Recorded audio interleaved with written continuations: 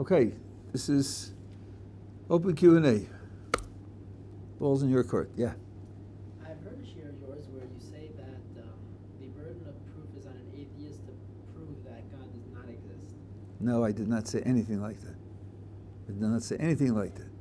He asks that he heard me say that the burden of proof is on atheists to prove that God doesn't exist. I never said anything like that.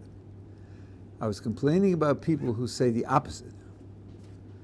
There are people who will tell you that in the discussion of whether God exists or not, defending or attacking religious belief, the burden of proof is solely on the believer in God. He's the only one who has the burden of proof. That's what they say. And therefore, if your discussion comes to a mutual agreement that nothing has been proved, then the right thing to do is to be an atheist, because the burden of proof is only on the believer. And if he can't meet the burden of proof, then it's appropriate to take the opposite position, which is atheism. That's what my critic says. That's dead wrong. Anybody who claims to know something, anything, positive or negative, owes a reason why he believes it, and owes a reason to justify why he says that he knows it. And if he can't justify it, then he should withdraw his claim that he knows it and claim ignorance like any honest person would do. He should become an agnostic. Atheism doesn't get a free ride just because it's denying that something exists, that it becomes the default position that you can take without any reason, without any justification, because the whole burden of proof goes on the believer. That's just wrong. I didn't say that our burden of proof is only on the other side. I'm against putting burden of proof on only one side. I'm against that in principle. Anybody who claims to know something owes a reason why he thinks that it's true. Otherwise, he shouldn't say that he knows it. So, like, let's say somebody says, like, there's magicians and there's wizards, but you just don't know about them because you're not a wizard, so you can't know. So am I supposed to say, like, oh well, I can't disprove what he's saying, so I should be like agnostic? I should like be maybe there are, maybe there aren't. I would assume that there's not. Like, should I be? Well, I would start by asking him, why do you say that? If you admit that there's no way to have evidence that it's true, why do you say it? Are you the kind of person? He's seen it, but then it's not impossible to see. If he's seen it, then it isn't impossible to see. You presented it as he's saying it's impossible to discover, there's no evidence that you could possibly have, and it's true. That's what you presented. If somebody said that to me, I would say, well, then why are you claiming that it's true if the evidence is impossible? And then I say, I don't trust your reasonableness. If you're going to assert that you know things for which you yourself say there can't be any evidence, there's something wrong here. I don't take you as a serious interlocutor. Either you have some kind of mental disorder or you're not being serious. In either case, why should I talk to you? There's no question of, if you talk about possibilities, yes, there can be mere possibilities, but some things which are mere possibilities are things which it's impossible to take seriously, it's impossible to do anything about, because there are an infinity of them, all of which would require different types of responses, and life is too short to live an infinity of different types of responses. So in practical terms, it's perfectly appropriate to disregard them. But to say that we know they're wrong, some things which people would have thought absolutely nonsensical 200 years ago turn out, we think today, to be right, like curved space-time. So a person said, no, that's just so crazy, it can't be true. It would be a wrong thing to say. I don't see what you gain by saying, I know that it's wrong. I know that it's a mere possibility. I know that there's no present evidence in favor of it, and therefore it's worth disregarding. To go further and say that I know that it's not true, I don't see a point in saying that. Thank you very much.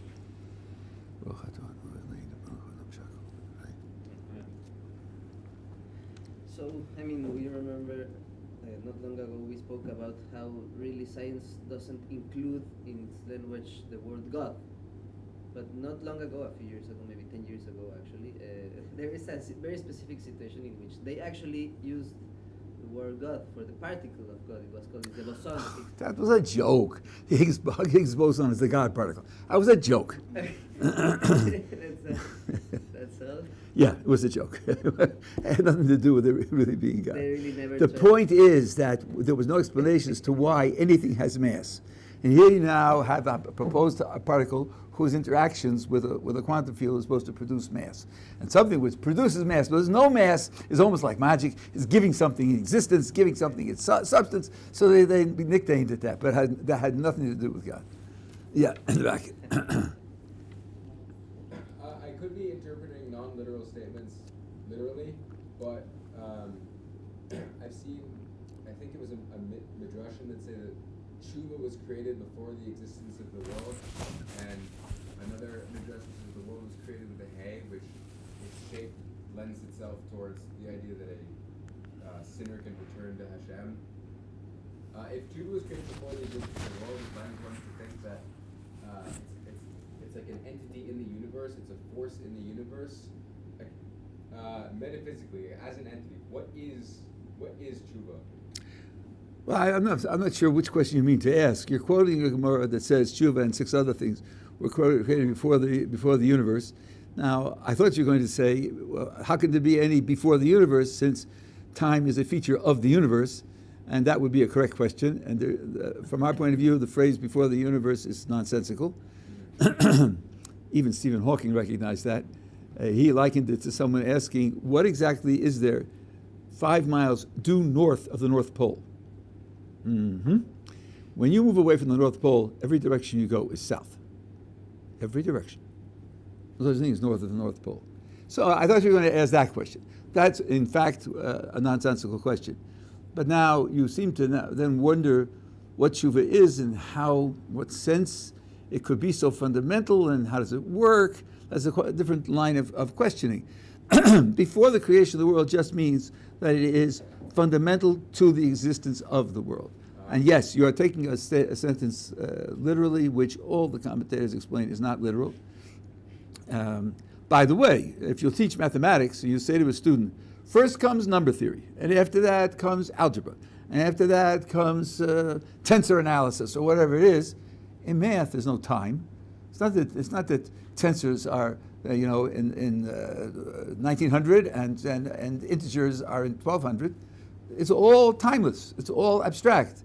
Just if you want to learn it, you want to understand it, this is a way to go about understanding it.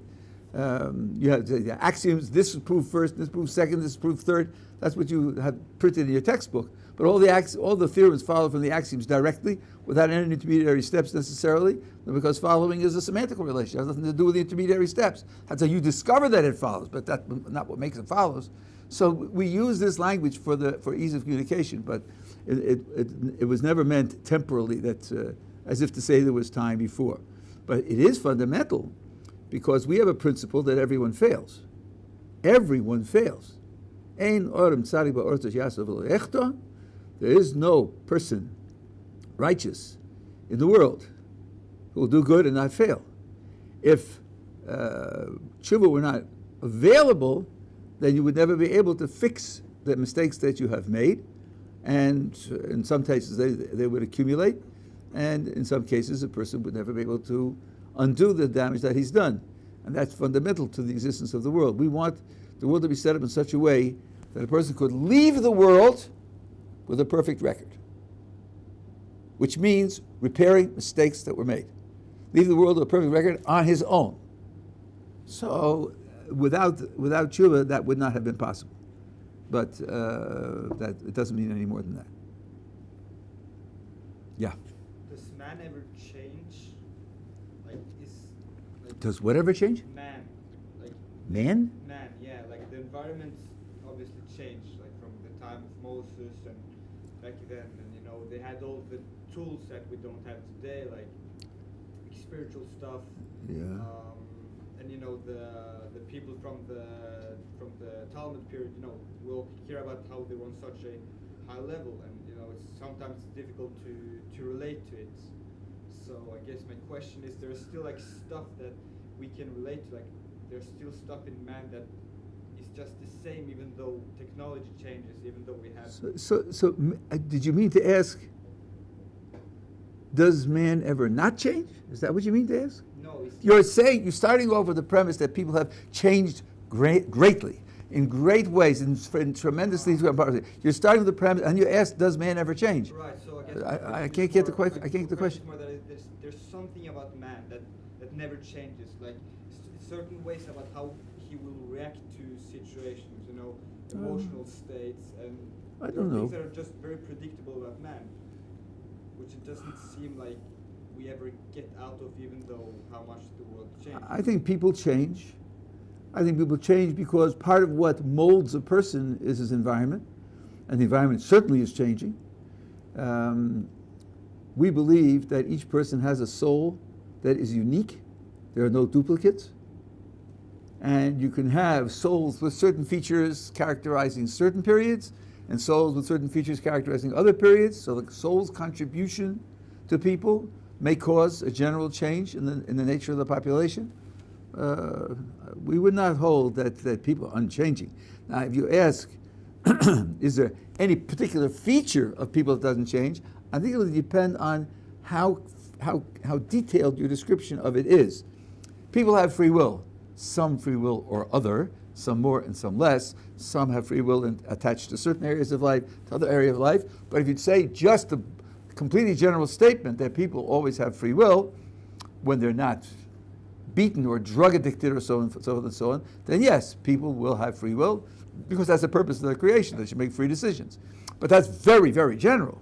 The minute you come down to details, there are going to be differences. So I think people are changing in significant ways all the time. So I don't know what... My problem with it was the times that it's very difficult sometimes to understand how we could ever be soichet to have a Mashiach coming when man is always, failing perpetually. Okay, so now how can we understand that the Mashiach will ever come when man is deteriorating, becoming worse? So I wouldn't say that we're always becoming worse. There is something called Yeshivat Ohr Somayach. Yeshivat Ohr Somayach means the descent of the generations. Well, that means something's getting worse, but from those words you don't know what. And in particular, we have descriptions of periods in history which were golden ages. For example, under King Chizkiyahu, it says the knowledge of Torah was unparalleled. That means in earlier generations it was less, and his generation was more. So that's when they went up, not down. So explain the deterioration of the generations as applying only to the very top. The very top people are going down. But it doesn't mean the general population is going down, sometimes it goes up. So that's one thing to keep in mind. But that's something which I haven't researched in great detail. There are different opinions as to what it means that the generations are deteriorating. When we talk about bringing the Mashiach, here there are statements in the Talmud that I'm not going to address at the moment, but the idea is not that your generation has to be on such a level that it alone deserves the Mashiach. No, there's something being accomplished in history. Each generation makes a contribution to that accomplishment. When the accomplishment reaches a certain magnitude, then the Mashiach will be able to come. The last generation might contribute 1/1000%, but that's all you need to finish the job. And then when you get to that amount, then the Mashiach can come. So it's not the quality of the generation itself, as if to say, for example, if this generation had lived 1,000 years ago, he would have come 1,000 years ago. If this generation lived 2,000 years ago, then he would have come 2,000 years ago. Because the quality of the generation in and of itself is what's bringing the Mashiach. According to this understanding, each generation makes some contribution or other. The last generation could be very terrible and could make a minimal contribution, but that would finish the job of accumulating the amount. Having said that, I'll add one more thing that Rav Aaron Kollel said. I think this was in the 50s. He was the one who founded the Lakewood Yeshiva, which became the foundation of serious Torah learning in the United States. He once asked his students, this is the United States in the 50s. The Talmud says that the Mashiach will either come in a generation that's all good or all bad. That's roughly what it says, and there are commentaries, but I'm not going into that. And he asked them, what are we closer to? Generation that's all good or all bad? Well, Jewry in the United States in the 1950s was in an unenviable state. So they all opted for saying we're closer to a generation which is total failure. He said, no, not at all. The vast majority of Jews alive at that time, and I think it's true today as well, have no responsibility for anything they're doing. They don't know what they're doing. They don't know what the options are. They don't know what the desiderata are. They're completely blameless. If we, who know the truth, would live up to what's expected of us, we would be a generation that's all good. So you have to take into account what God expects of people. God doesn't expect of people more than it is reasonable to expect. Our judgments in these matters are pretty good. They're pretty good. Not ideal. We are blinded sometimes by self-interest, either to be overcritical of ourselves or overly permissive to ourselves. But the general concepts of what can be expected from people and how to assess the effect of their behavior and their character are pretty reliable. And in that respect, I grew up in a non-religious household, so I went through this myself. And I'm very ancient. I grew up in the 50s and 60s. And the ignorance, if you come from any kind of Jewish education, you can't imagine the level of ignorance. When I was teaching at Johns Hopkins, a student in the creative writing seminars came into my office. She was born and raised in Long Island, and she says she found herself drawn to Jewish subjects, and she'd like to ask me about certain words that keep coming up in Jewish context because she doesn't know what they mean. I said, fine. First word, kosher. She was born in Long Island, grew up in Long Island, she had no idea what kosher means. Okay, that's pretty impressive ignorance, right? This was the 70s, before videos, before internet. So these people are not responsible for what they're doing, completely not responsible for what they're doing. We had one boy here who grew up in Pittsburgh, and he was in the conservative movement, and he was in a conservative after-school education program. And the teacher brought in a woman and told the class, this woman is Orthodox. If you have questions about how Orthodox Jews do things, you can ask her. So this student said, I asked her, I heard of strings that they put on the corners of their garments. What's that? She said, that's tzitzis. It's true. If you have a four-cornered garment, the Torah says to put certain types of strings on it. Nobody does that anymore. This person's billed as Orthodox and is telling these students, nobody does that anymore. Okay? Can you blame him for thinking that nobody does that anymore? What more should he do? Check on the internet? I mean, there was no internet in those days. And even today, why should you distrust the person whom your teacher says is a representative of Orthodoxy? The ignorance renders them completely non-responsible for what they do. Yeah? Within the context of bitachon, when should we be proactive and when should we be passive? Oh, what a golden question. When there's a principle of trust in God, and he asked, when should we be active, when should we not be active? This is a complicated question. The place to look for it, Rav Dessler has a whole essay on this subject, preceded by an essay called Nes V'Teva, Miracle in Nature. You have to know what nature is, what miracles are, and so forth and so on. But I will make some general remarks. Trusting God in our understanding is not being passive or quietist and just letting things happen. Now, the reason for that is, having been expelled from the Garden of Eden, God put us in a situation in which He requires us to take control and responsibility of our circumstances. Not that we really cause the outcome, not that we really have power over the outcome. As the Mesilas Yesharim says, it's like a tax. God says, you want to live in my world? Here's the tax. I'm running the world, God says. I'm running it. Whether you will make money or you won't make money, whether you be healthy or you won't be healthy, I'm doing that. But I'm telling you, you're living in my world, you have to pay a tax for me to do it. Otherwise I won't do it, or otherwise you get consequences that will be less desirable to you. So the effort that we put forward to make money, to preserve our health and all the rest, these are efforts of paying the tax that God requires of us to live in the world that He's running. But it's required. It's a required tax. Now, as the Mesilas Yesharim says, suppose the government gave you a free pass. You don't have to pay taxes. You saved the industry, so we're giving you a free pass. Would you volunteer to pay taxes? I hope not. You live up to the laws required of you. You pay what you have to pay, but you don't volunteer to pay extra taxes.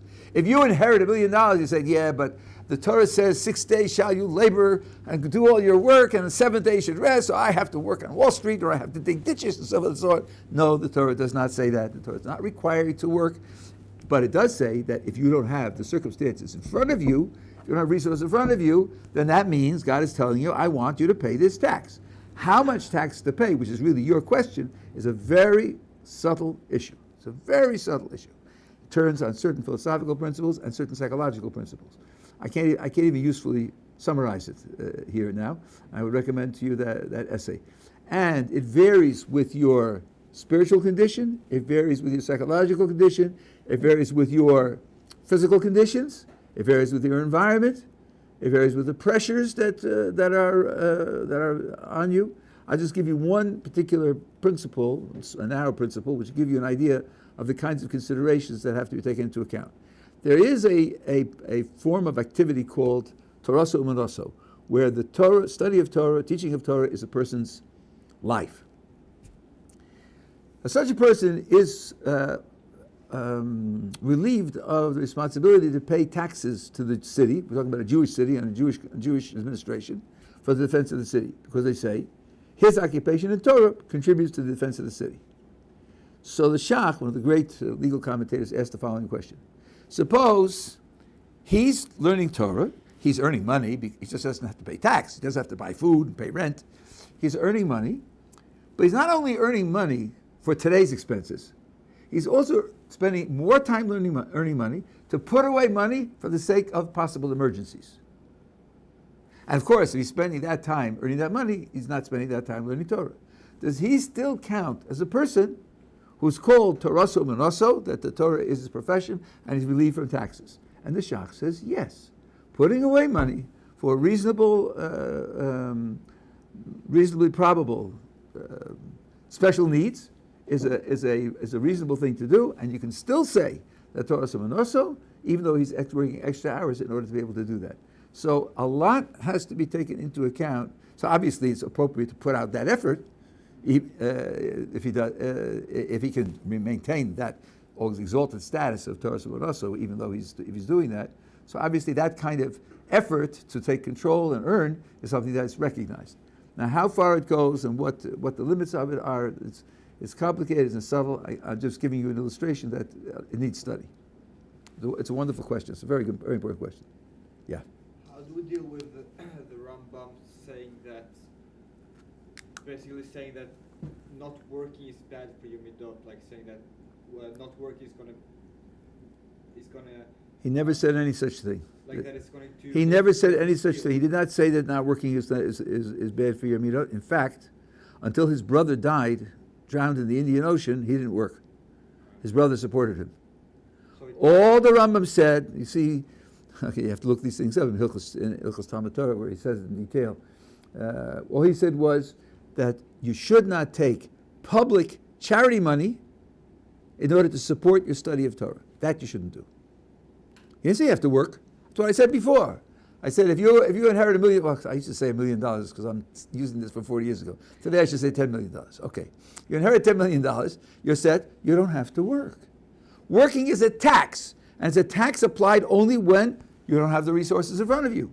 If you do have the resources in front of you, you do not have to work. There's no such thing that working is a mitzvah. The Rambam never said you had to do it. What he said was taking money, public money, for the sake of supporting a study of Torah is a desecration of God's name. That's what he said. He said it in very strong terms. And he's alone in that opinion. Everyone else is against him. The Shulchan Aruch Paxik is against him. So to use that because it's very popular in certain social and political circles to say a thing like that is dreadfully incompetent. So number one, it's not what he means, because he himself, as I said, his brother was a diamond merchant. He traveled the world. He was drowned in a ship accident in the Indian Ocean when the Rambam, if I remember correctly, was in his mid-30s. So until he was in his mid-30s, he was living off from his brother's support. So he never said that you have to work. So does that thought have a source anywhere in Jewish, like Jewish shkafa, that you should work just purely for your middos, like purely to be like a good person? The only one that I know of, there's a Mishnah in Pirkei Avos, says Torah and derech eretz, mashkachas avon. Torah with derech eretz, which is usually interpreted as meaning at work, causes sin to be forgotten. So the Meshech Chochmah says on that Mishnah, if you are a criminal and you're doing tshuva for certain serious crimes, then the Mishnah says you want to expiate that crime, you want that crime to be overcome, then yes, you should accompany your study of Torah with work. But it's not a general prescription for everybody. Very, very specific, right? Yeah, it's very specific. It's not a general prescription for everybody. No. Yeah. When we talk about these sins of people in Tanakh and Chumash, I've heard that you can't judge it like the way we would sin because they're much greater than us. But just like, how do we know that? Maybe they're just like normal people that sin and what it says it means, as opposed to explaining everything allegorically and not kipshuta. Okay. I'll spend a few minutes on this question. This is an important question. We're told that we can't evaluate, I'm quoting you now, and I'll go into different aspects of the question. We can't evaluate the sins of the people that are described in the Tanakh, the Torah, prophets, writings, because they were so much greater than we are that we can't begin to understand or evaluate their transgressions. And he wants to know, how do we know that that's true? Why can't we take the descriptions of their sins the way they are written in the Torah, literally, which sometimes look like very ordinary, common, everyday sins?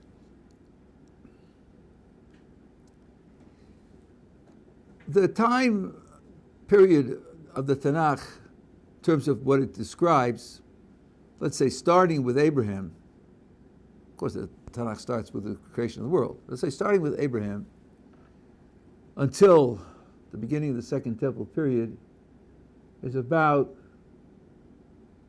1,300 years, 1,400 years.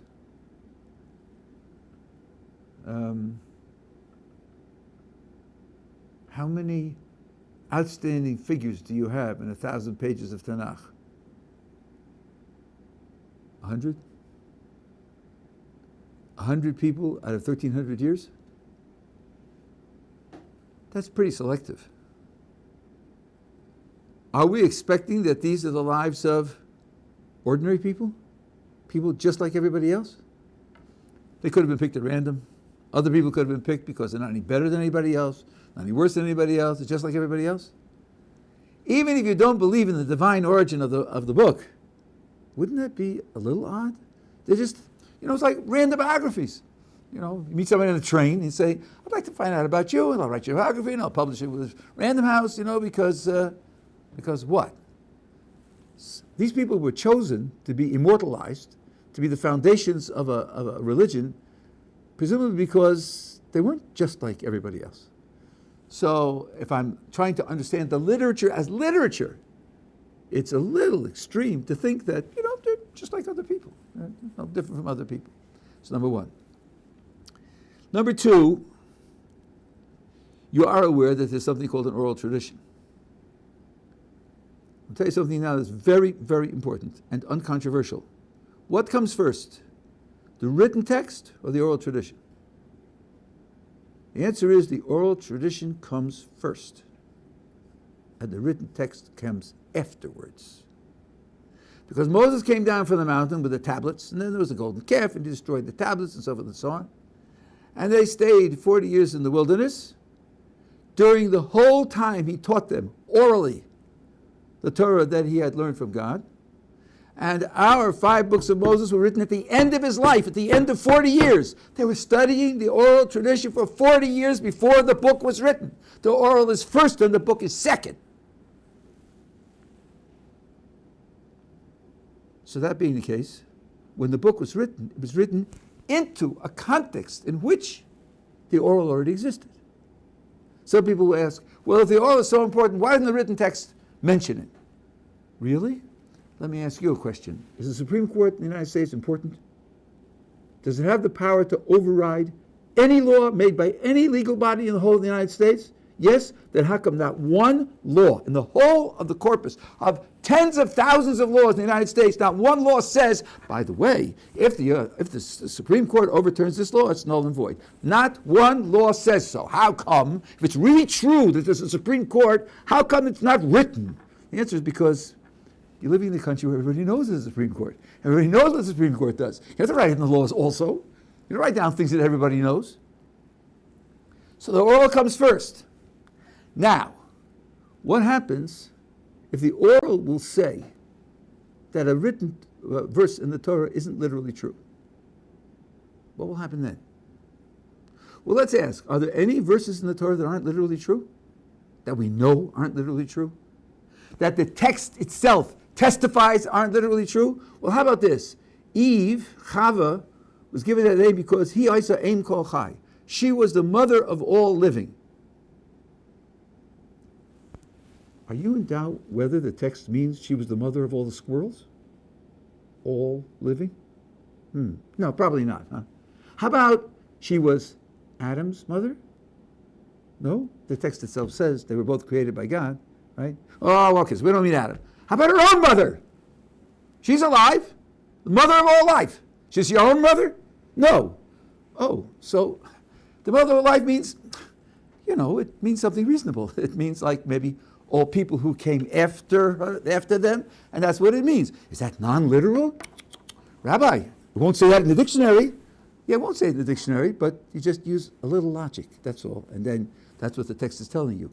The Torah says in Varim that you'll conquer cities fortified to the heavens. Rabbi, your book says that they had walls infinitely big, tens of light years long, right? Thousands of miles big. That's what your text says. Is that what you think it says? It's literal. It says to fortify to the heavens.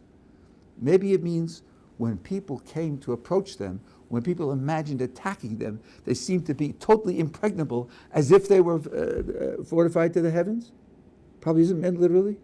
Okay, so now we know that there are verses that aren't literal. Question is, how do you figure out that they aren't literal? Well, when you have something in the text that testifies against, or when the text says something which is clearly meant as an exaggeration, we know that on the basis of logic. What about cases where the oral tradition says that what's written literally didn't happen? Didn't happen. So we have a principle that we follow the oral tradition to understand what really happened. We don't follow the literal reading of the written text. Why do we do that?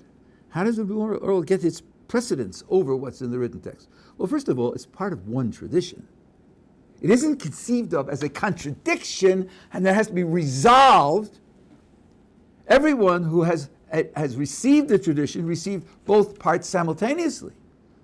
No one felt a conflict. No one felt that there's an irresolvable conflict here or a contradiction that you might resolve one way and you might resolve the other way and so forth and so on. The uniform understanding was the oral is telling me the literal truth about what happened, and the literal written is not so.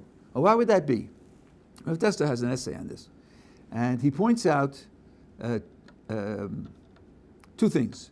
First of all, there are cases where the written text itself testifies to a certain type of non-literal description, and that is where you're exaggerating someone's faults. Now we're coming to your question, right? Where you're exaggerating someone's faults, either a great person's faults or the Jewish people's faults.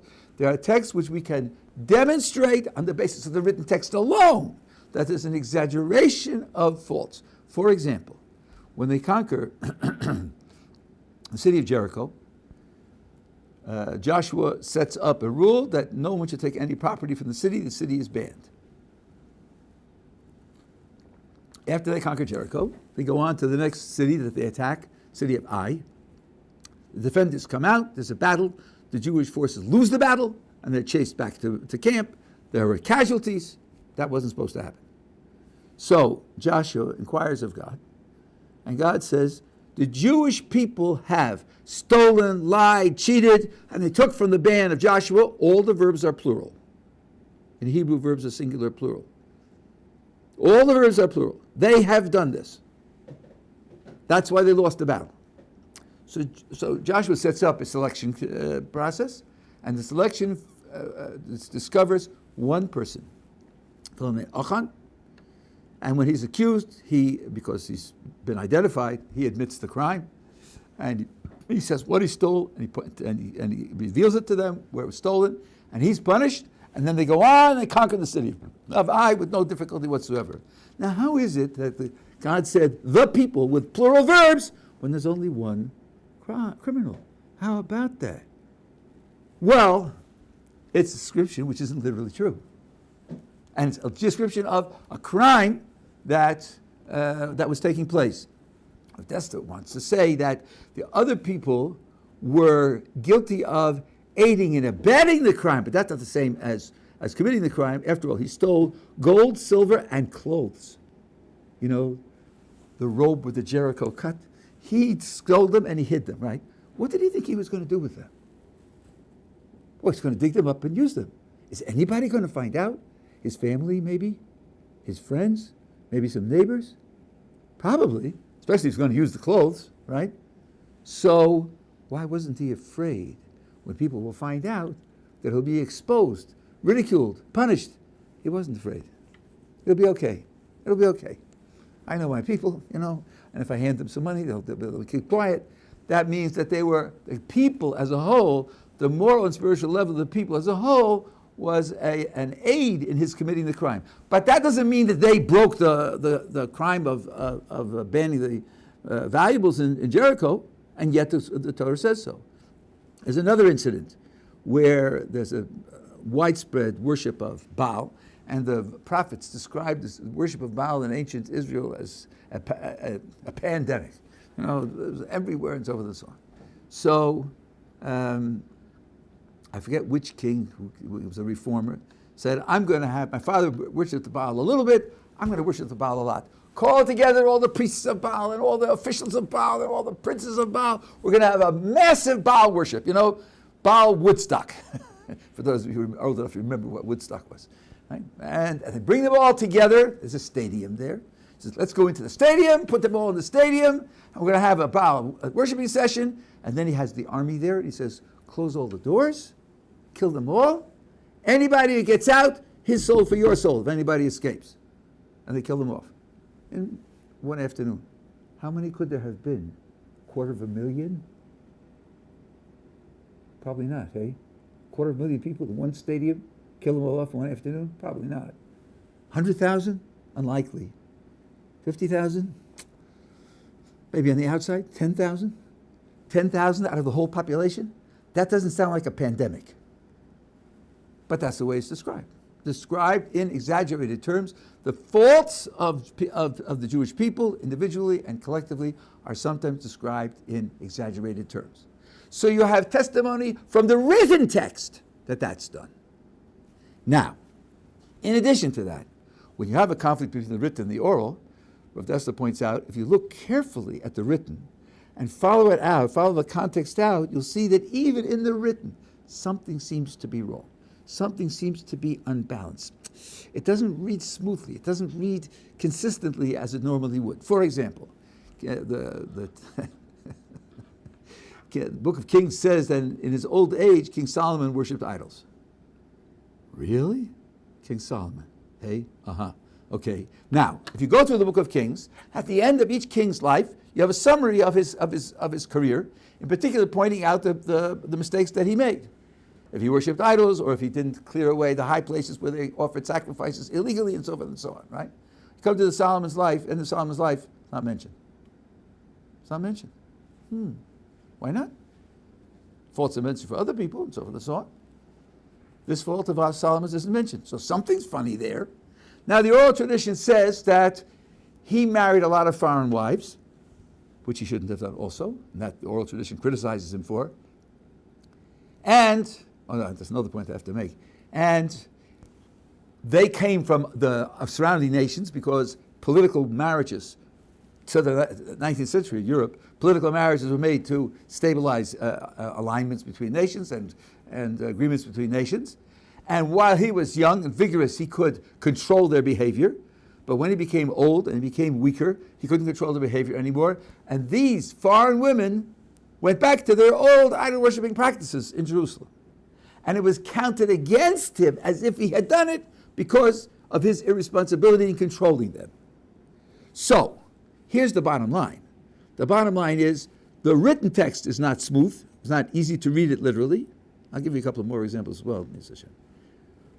But, and the oral tradition tells you what happened literally, what happened factually, and the written text tells you the moral significance of the crime.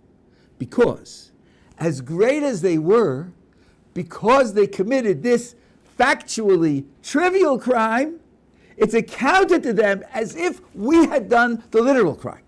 So in other words, the written text preserves the moral severity of the failure, and the oral tradition preserves the factual performance of the failure.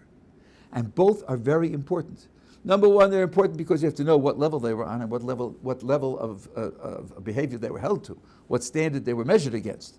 But number two, you have to realize that their failures were serious failures, serious human failures. And this is where I would disagree with the way you started by saying we can't understand what they did. The Torah wants us to understand, at least in general terms, it wants us to understand that they made terrible mistakes. Only, given the condition that they're on, their terrible mistake isn't factually, literally, the same kind of mistake that we would make. But for them, on their level, that's accounted against them as if we had made this kind of mistake. And this is very important because if you couldn't understand what they did, you couldn't learn from them. And the tradition says we do learn from them. It says King David went through a certain process to teach people that it's possible to do tshuva. And somebody says, yeah, but that's King David. We can't understand his level, we can't understand what he was doing, we can't understand what his challenges were, so how can I learn something from him? How can I take inspiration from him? You're just exaggerating him out of my world. He's not part of my world anymore. No, we can understand enough to be able to apply to ourselves what they did in moral terms. I'll give you one more example. This is a long, you see, it's an interesting, complex subject. It says that Jacob had 4 women he was living with, the 2 sisters whom he married, and then there are 2 handmaids who took the wife because his wives wanted him to do that. No, none of our people ever took wives because they wanted them. They took them because they were importuned by the ones close to them. So he's got these 4 women.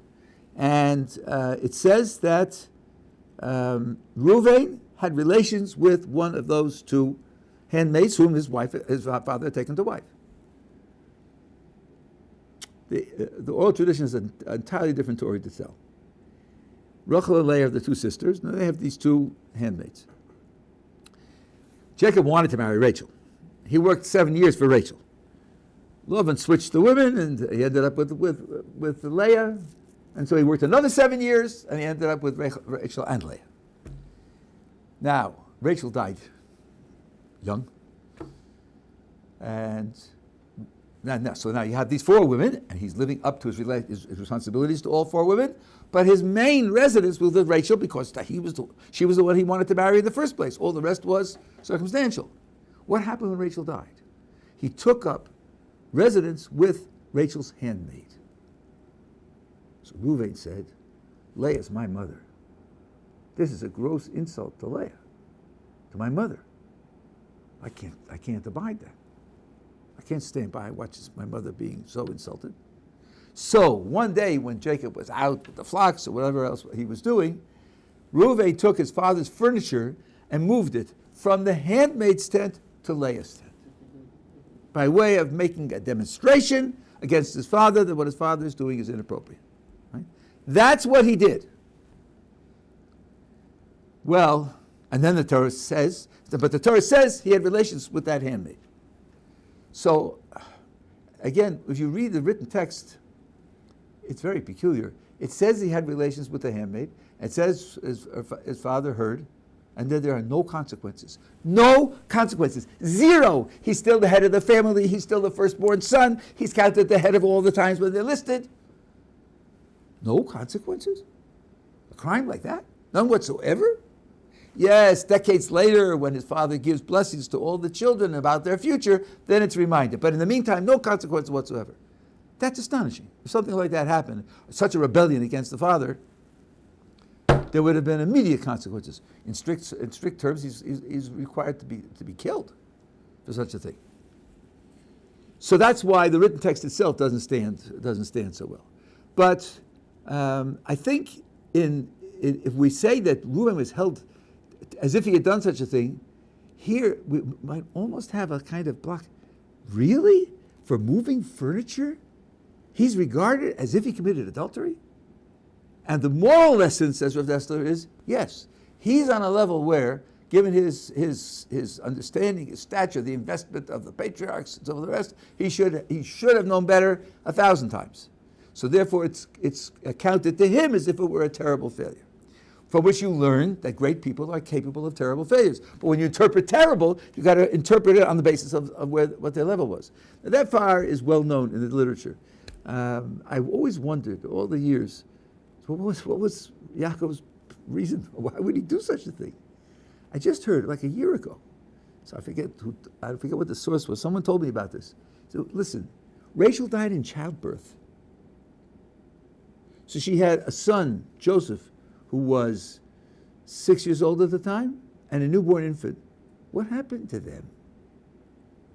Who took care of them? The handmaid took care of them. She raised them. Jacob took up residence with her out of gratitude.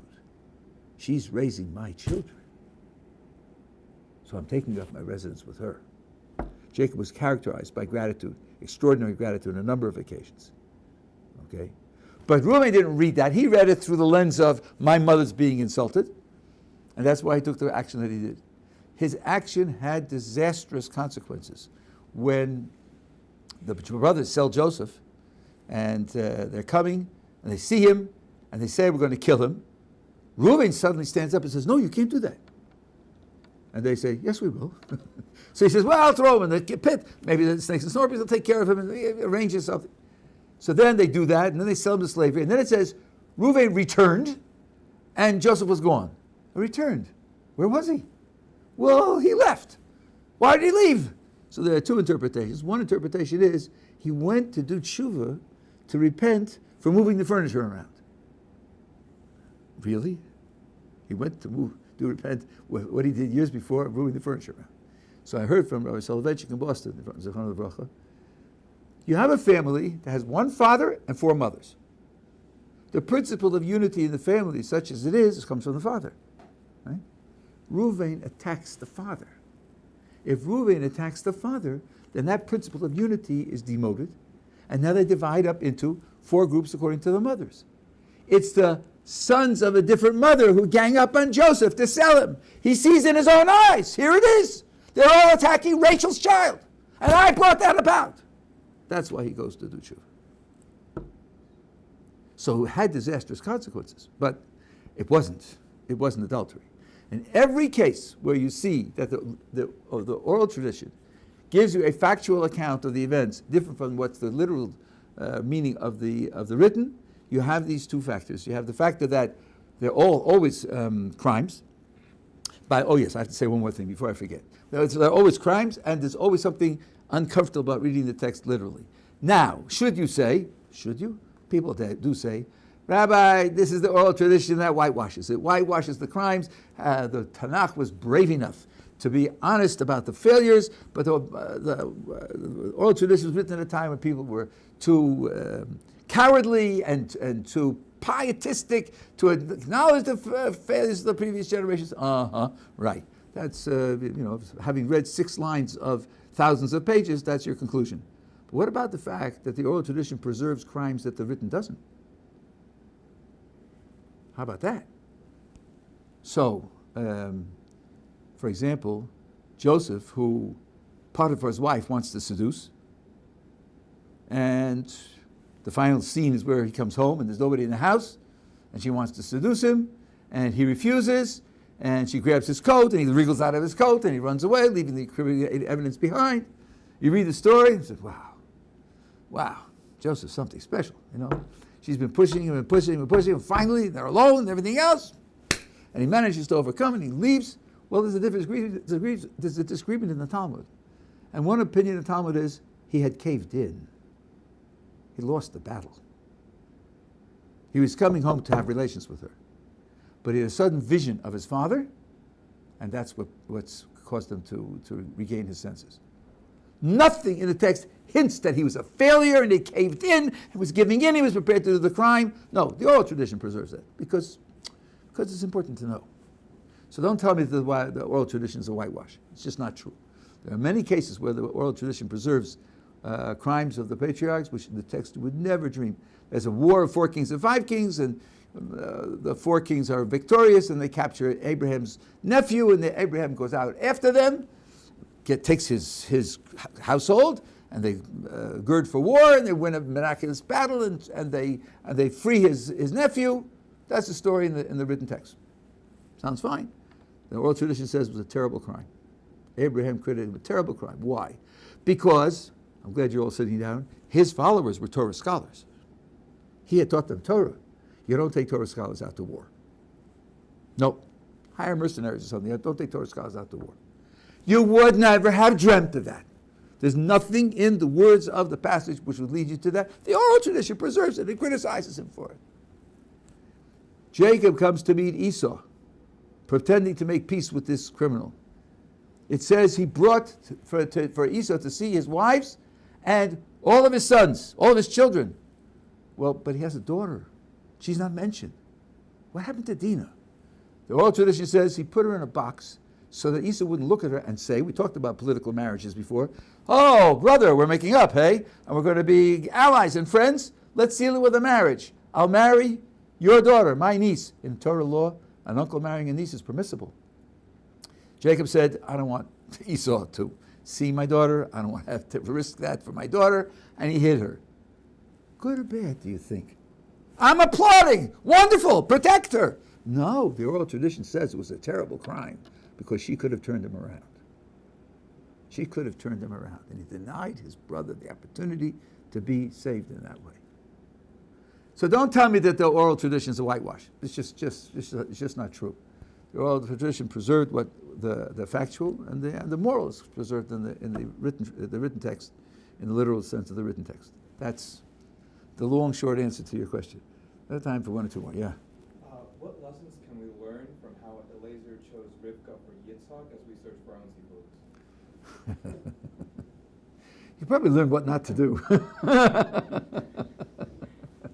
First of all, his asking for a miracle. I'm talking about Eliezer choosing Rivka as a wife for Isaac, and he's asking, what can we learn about his procedure that we should imitate in looking for ours? He chose a criterion of spectacular kindness, care, generosity. Whether he should have chosen it or not is a controversy in the Talmud. Maybe he violated laws of invoking magic. But one thing everybody agrees on, he said, Abraham's household is characterized by extraordinary kindness, consideration, generosity. Look for somebody who shares that basic value. And sharing basic values is definitely, this is nothing new, it's nothing revolutionary, but I would say this, I have hours of this, and it's on tape. I would say this: similarities in a relationship are the cement that make the relationship work. These similarities, differences between people in a relationship, will definitely cause breakdowns in communication, breakdowns in sharing, breakdowns in cooperation. That's definite. It's a logical consequence. Now, if you have a well-cemented relationship, the differences lead to an enrichment of the relationship. You learn how to communicate about the differences, to share the positive benefits of the differences and be enriched by each other. But there has to be enough similarity to cement the relationship. If you're dating somebody and you see certain similarities, certain differences, and you think, well, let's see, similarities about 60% and difference about 40%, and I don't know, with 60%, whether we're going to make it, then don't do it. Don't do it. Get 70%, get 80%. Better off with more cement in today's crazy world. Better off with more cement and have less inspiration. Right? It's I don't know, so many stories of people who come from different cultural backgrounds and get married. Sometimes it's a success, but even in successes, there are terrible stresses and there are failures. So I would say look first for similarities. That's one thing you can learn from what Eliezer did. But what you need to ask yourself is, Abraham didn't do that, and Jacob didn't do that. Jacob was sent out of the land of Israel to find a wife. How come Isaac didn't follow that pattern? Why didn't Abraham send him out?